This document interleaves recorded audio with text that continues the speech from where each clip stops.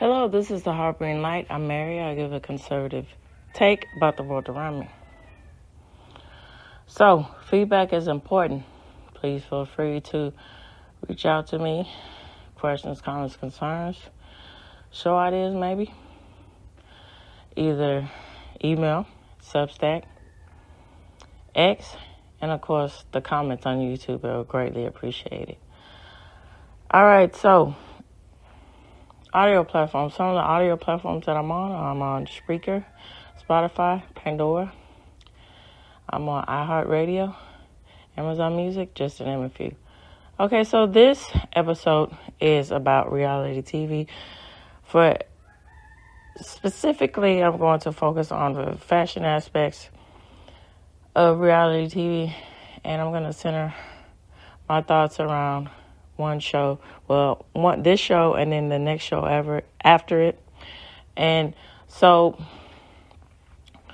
my goal here is to periodically throughout this year make commentaries about reality TV, because I think it's, most people agree and most people realize and get that.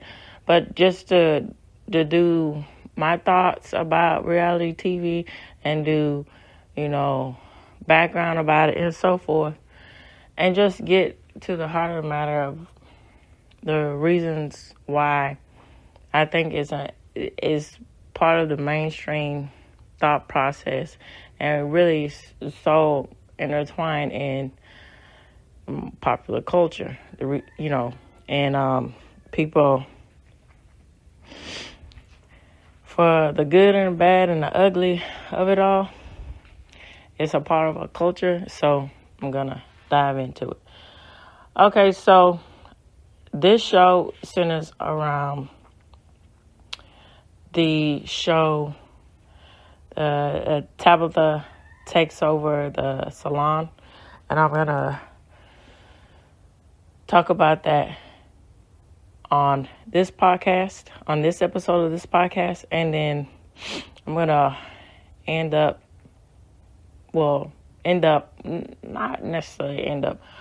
wrap up January talking about the reality TV show, The Rachel Zoe Project. And so, those who don't know, but those who do know, Rachel Zoe is a fashion designer.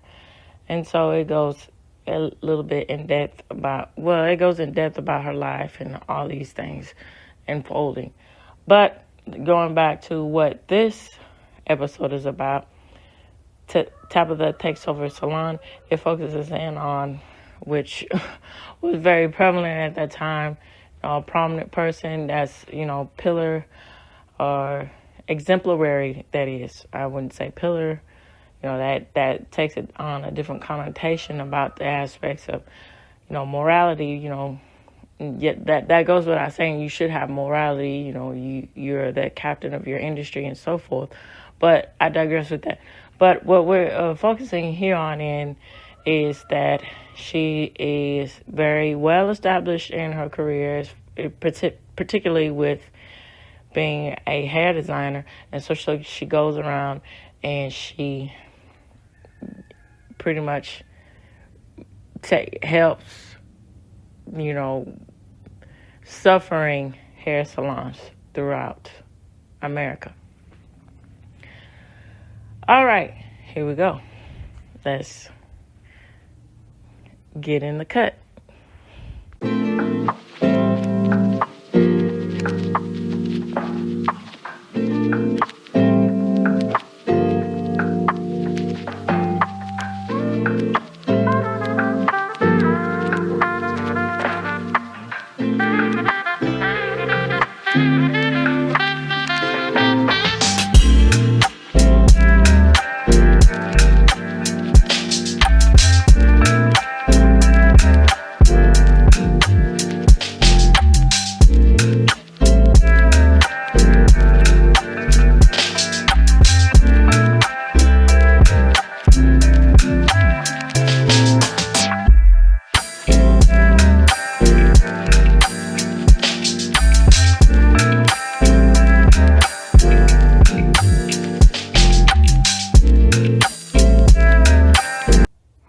right, so here is an AI generated response to some of facts about the show. So it says Tabatha Takes Over was a television series that aired on Bravo from 2008 to 2013. In the show, Tabatha, a hairstylist and a salon owner helped struggling hair salons improve their business practices and customer service. The series showcased Coffee's expertise in transforming these businesses, often through tough love and direct advice to the salon owners and their staff. Coffee's approach in the show involved not only improving the technical skills of the stylist, but also addressing issues such as management, customer relations, and overall business strategy.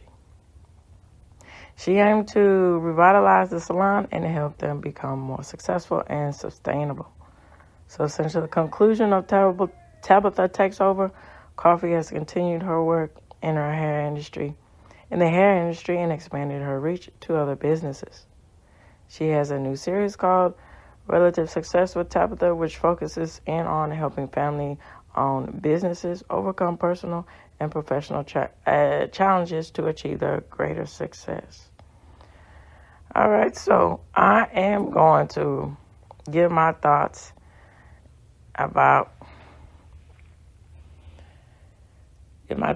long thoughts about the show, about Bravo, about, in general, what is the accomplishment of the show is to get into the aspect of work relations and so forth. Just give my overall thoughts about that. And so I'm going to break this up in segments. And so, again, this is going to work like I did on Monday. My in-depth thoughts, and along with, I already gave you the AI-generated response. So from here on out, I'm just going to give my in-depth thoughts. All right, so here we go. Okay, so show like Tabatha's Takeover Salon by Tabatha Coffee. It's quite interesting. So I noticed that I was talking about this the other day with my husband. So content creators, YouTubers, what have you. The tricky thing about it is they either cover it from a humorous point of view or something that is serious that has to do with something to an improvement or something, a reason why it's a disdain or a strain on society, which those are both very valid. But I decided my point of view about this is to take it to another level of how shows like this, you get the extra level, and those aspects of why reality TV shows are so prevalent, but also with the extra layer why shows like Tabatha's Takeover Salon is so unique is, in the sense of all the other reality shows, is that most of the time there are some backings or some proof of the impact that the show had in the sense of actual real life. All right, so right now what I'm going to focus in on is my thoughts in general about reality TV. So reality TV, as I say, is supposed to impact the ideas of, or make commentary, so to speak, about the society in which we live in. And so, me growing up in I guess you want to say the mainstream start of it in the 90s with the aspects of shows like The Real World with MTV. So I would say from my point of view, MTV, I'm sure it was, something going on before then, but from my point of view and what I noticed, growing up and so forth, that MTV was probably the forerunner of, getting things off the ground as far as reality TV. And so it's apropos specifically for that station because it's about centering around youth culture. And so you get these unexpected people, living, sharing, dwelling, and so forth. But see, the quite interesting thing about it is that it's not so real. So, case in point, I think it might have been the first season or so forth or something. So if I'm not mistaken, it was well into, I'm just recalling from my memory, it was well into, the pretty much the real world was a success. And so you got the impact and the aspect of what was very hot topic button issues at the time, either stuff with relationship, the stuff with the aspects of the AIDS crisis that was going on at the time, but particularly what I'm focusing in on the aspect of, is this really reality? So there was a guy that was on the show, and he was sort of aloof and all this kind of thing, and then people started to know that, and then how he was kind of bubbly, so to speak, and then he just started to be withdrawn, pulled back. And it was quite interesting. Everything just unfolded from there. So it turns out that he was actually dating one of the executives, and it was this whole sensationalized thing that came out of it. Oh, drama within drama, like a meta thing that, Shakespeare would be quite proud to witness. So,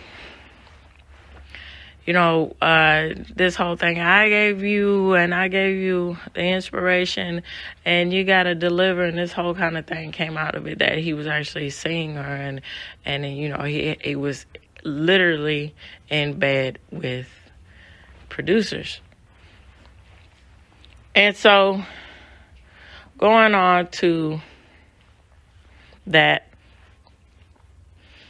it's sad to say that it's quite interesting. When I was a media production student here, but taking media classes, mass media, and then, translating that to media production here. So, the aspect of documentary, before we get into this field of reality TV, was one of those things that was starting to lay its worth on the ground in the 50s, with the aspect of going around documenting the way people live, and getting the aspects about that, and getting a point of view of other people other than yourself, and so forth. And that, that was a genre all in its own. And then public access television, that PBS formed itself for what it is today, and formed itself to be notable on the same public forum as broadcast television. So they used to make themselves a niche with offering this aspect of documentary style show programming. So you get the aspect of an educational point of view of why you're going into the lives of these people, and learning from everything of the situations they're going through. And so, getting into the aspects here, leading up to my point here, and then I'm going to start talking more in depth about the Takeover Salon by Tabatha Coffee. So, it's one of those things that I said again, and a friend, I'm recalling this when I was in U of H, a friend, she said this to me. She said,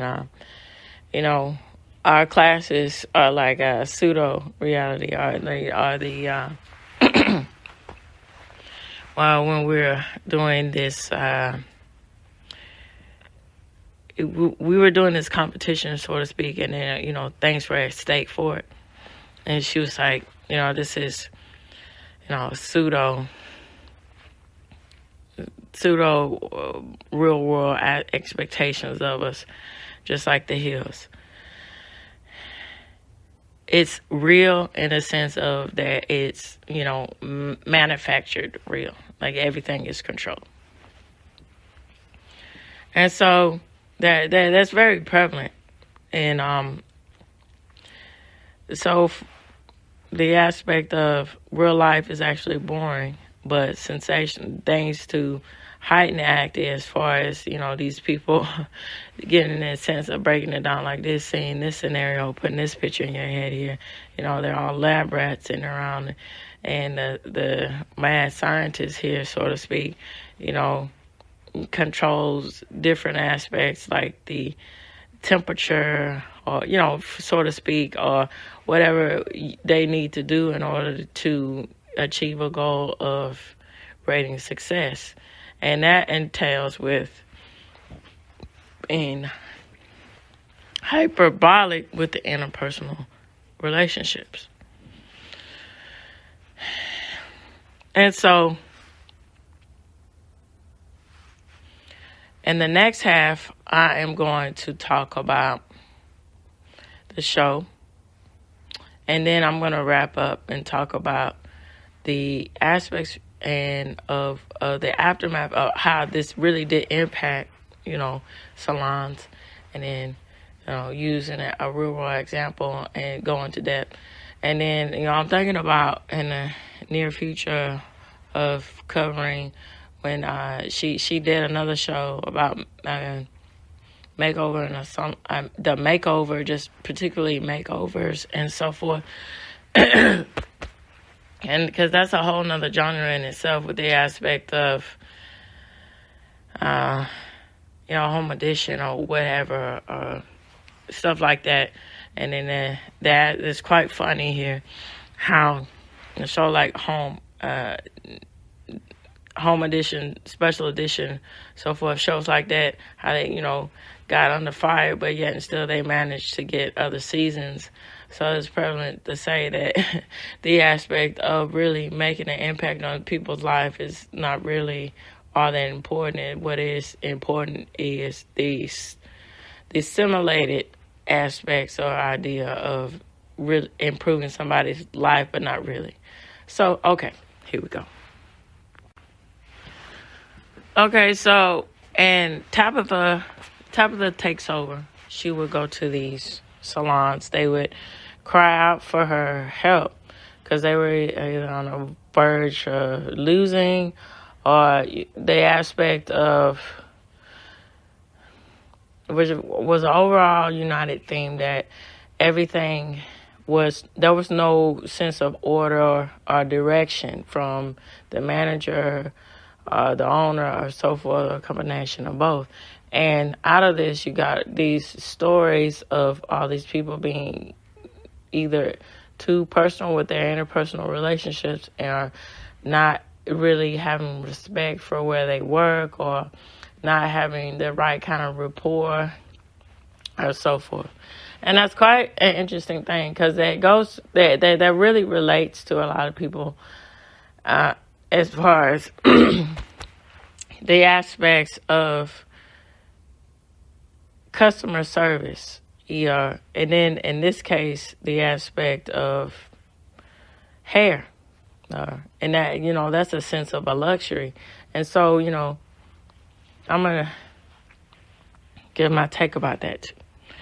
So, it's sad to say, but probably became a meme or something like that. But anyway, the aspect of customer relations, customer support is something that is on deaf ear most of the time in this society in which we live in. You either get someone that's outsourced, it's either outsourced in another country, or you don't actually get a live person to help you. It's all automated. And a lot of times you wish you did get the person, not the person per se, but the AI generated automated response, because the person that you get most of the time is that's sometimes where you do get really good customer support, and that's commendable. But most of the time it's either somebody that you have a language barrier, where it be via outsourcing, or you get somebody that just doesn't want to actually help you, or what you're asking them to do goes off of their script. The business is actually in the business to support you. And so when you get into the aspects of things like luxuries, which I wouldn't say that, even though it's deemed as that, I wouldn't say that, getting your hair done or taking care of your hair is a necessary or luxury. But it's something, as far as depending on the type of, as far as maintenance or, so forth, or particular part of the area, the environment you're used to being in, it can be seen as a luxury. And so when case in point, when you get exceptional service, it really resonates with you. And that resonates with a lot of things, but that resonates even more so with the aspect of getting your hair done. So I equate getting your hair done with the same aspect of how that you say you're broadcasting a lot, you're advertising a lot about how you feel about yourself as far as your esteem. And so the way you look, whether people want to admit that or not, it really is very impactful. It really goes a long way versus certain aspects of how outcomes happen in your life. So, case in point, let's say you want to work as a marketing assistant and lead up to being a marketing VIP and so forth, or you want to work in finance, or you want to work somewhere, have a lavish stake in is a business path, right? But you can't be bothered to do something you don't think that as something as small as having from the minor details of this, of well manicured nails. Now, where it's more, I think personally, it looks more professional to have, more polished nails, natural nails versus fake nails for women. And then, something just clean nails, so forth for men. But, something that you have this overall established, rapport that you care about yourself. And if you can't be bothered to do things like that, and then you can't be bothered to, maintain your hair and so forth, you can't present yourself as professional, how can you get those goals or their aspects? And so that's what is the difference between businesses, I think, who understand that versus businesses who don't. And I think that's what we're getting in the heart of the matter when shows like Takeover, Tabatha Coffee taking over your salon.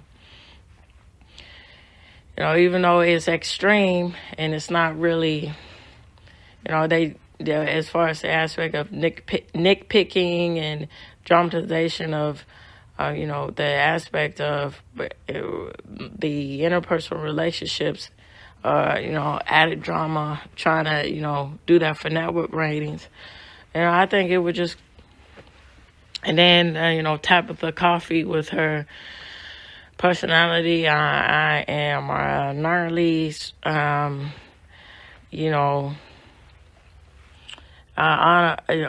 even though she had, there's very empathetic and very, noble to do that, what she was doing, but at the same time, this snarky, vile person, and that's quite interesting. That's an interesting concept of how at the time, particularly, Simon Cowell started out with American Idol and so forth, with the aspect of,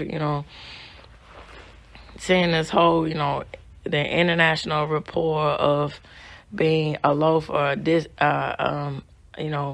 honest, just not uncaring about, other people's feelings, which is a prevalent I guess you want to say stereotype that was presenting itself a lot around the early to mid 2000s.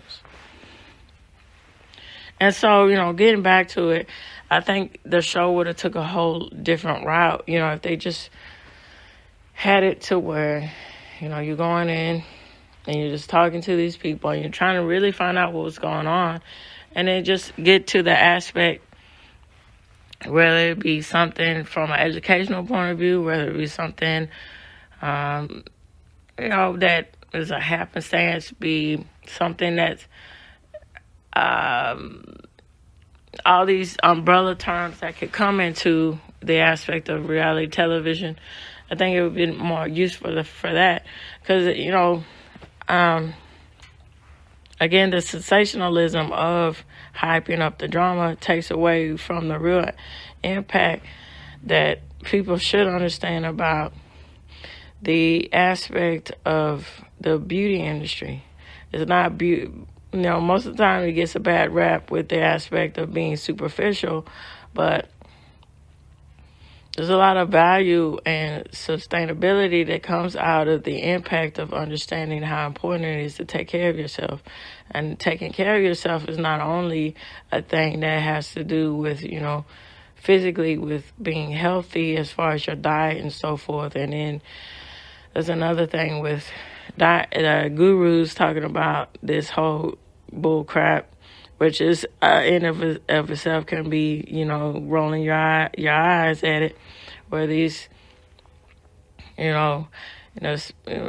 spirituality guru or health gurus who say that this is the way of the land, and this is the way I live my life, this is what you should do. But they don't. It's one of those things that falls to the wayside, because it most of the time it comes to the aspect of they don't practice what they preach, right? So, going back here to end my point, prove my point, just saying it would have just been very beneficial, to get that report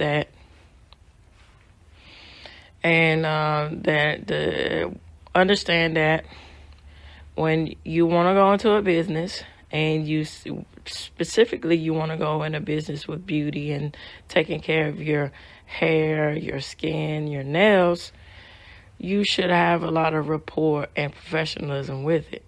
And that drives a lot of brand loyalty, and that also uplifts the community, because, what you're doing with your business, that can exceed out. As they were showing with the aspect of one salon that was in California with giving back to community, doing things for the community as far as, hey, they had a cut-a-thon as far as, taking care of that, and then, putting back business money, revenue into the local businesses, and then revenue into the city and so forth, so they can have more money to do other things. And, and that's a whole another thing with the corruption that can happen into politics, particularly at the local state. But keep in mind with moral compass, which that's the attitude that you should have with politics, see things for what it is, but know that there are good people out there, having our best interests in mind. But, that it could be more money used for things like that, to, something as simple as having more revenue to do things as far as outreach programs or something like that, as far as programs to initiate, or educational programs to initiate for, scholarships or something. If kids show interest in middle school, high school, it would be beauty techs, or be estheticians or something like that. It's something that's an unfold thing that I think that people fail to realize with the aspects of this.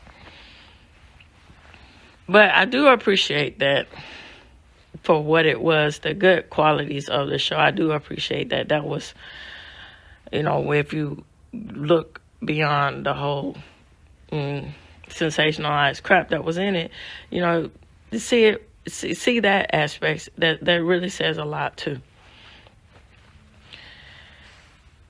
Okay, so I am going to move on towards the real impact that the show brings as far as, the salons and the aftermath of what happens, and then wrap up. Here we go. Okay, so it's quite interesting. So, particularly, I have an interest in it. I'm from Houston, and I thought it was quite interesting to see a salon, that was showcased on the show. So it's called Vendome or something like that.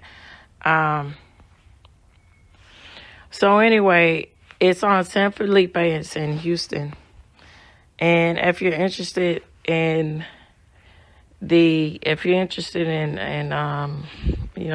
knowing about the salon, or you might want to take a visit or so forth, I'll link it for you in this episode. And no, I'm not getting a kickback to do it. It's just, something. Just say if I'm talking about something, I just think it's good to source it so y'all know and y'all get the 411 about it here. So, San Felipe, yes, it is in a very affluent area, and it's not, and Houston is not too far from the Galleria. And so, it's quite interesting. On the website, it's prevalent, and they even showcased that they were showcased on Tabatha's Takeover Salon here.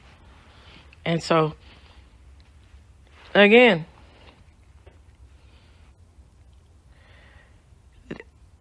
it's quite interesting that most shows, and which I told you I was going to do this, where periodically throughout this year, talk about reality TVs like this, Bar Rescue, so forth,